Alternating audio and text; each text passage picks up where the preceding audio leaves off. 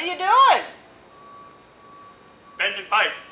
I mentioned in an earlier video that, you know, I've been using my pipe bender, but one of the things I wanted to get, especially for this new commission I've been working on, is a pipe roller. So I thought I'd show you guys the difference. So this is my pipe bender. It's got a set of shoes inside that fit the curve of the pipe itself.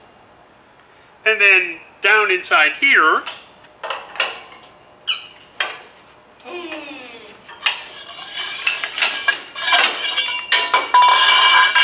see, this is the big shoe that fits the actual curve of the pipe. Now this one, you want it to fit really nice, you know, snug on the sides of the pipe. If you use one that's too big, if you use a shoe that's too wide, what happens is then the pipe will flatten, and if you bend it farther, it will kink. But this way, the sides of the shoe actually hold the pipe in and help keep it round and help it to bend.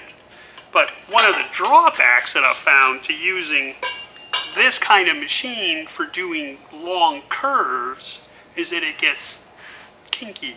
You know, you get a bend in a little straight section and a bend in a little straight section. You know, it's really, really hard to get a nice smooth curve to it. You know, let me bend this a little and I'll show you.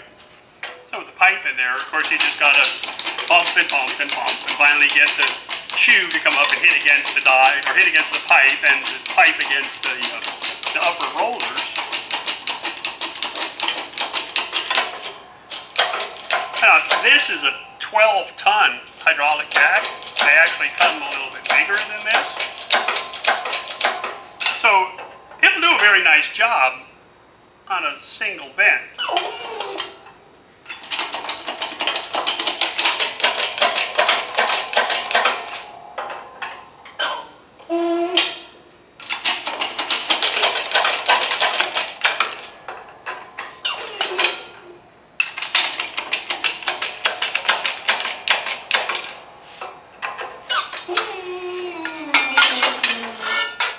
Ran that through and I bent it in 3 different places, moving it, you know, maybe an inch at a time, just shuffling it through just a little bit, just trying to get a smooth curve out of there. And you see it started to flatten out a little bit right here on the top. But then, if you look in here, see, this is what I was trying to not have, is all these little ridges, these little bumps.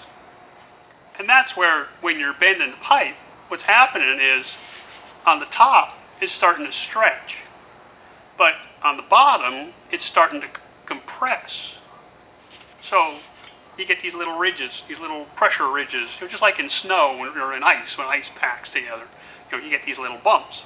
So a roller, a pipe roller, actually does a much better job at this. So come on over here, let me show you this machine. So you see, this is a pipe roller. Got the same sort of shoe arrangement or die arrangement, if you will, with ball bearings inside, so it rolls really smooth. It's got one that's fixed at the top, that's fixed to the shaft, so it turns with the wheel. This is how you feed it through. This one at the top adjusts up and down with just a wrench, so you can add pressure to it, pushing down in the middle between the 2 fixed rollers, and that's how you get your curve. Let me put this pipe in and I'll show you.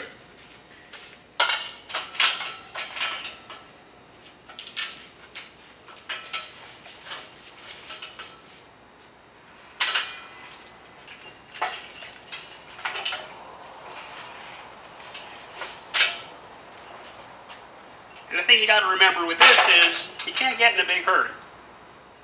Because it's all being done manually, you know, you're going to have to go slow with your push down. Don't put a 6-foot breaker bar on it and just try to crank that thing down, because you'll never be able to turn the feed roller to get the pipe to go through. You can't bend it that quickly.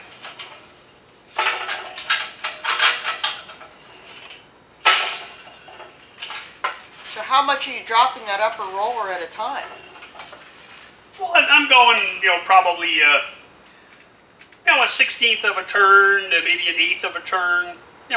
However much I can get on there with just this short little wrench. I don't want to, try to force it through. I just want to finesse it through, if you will.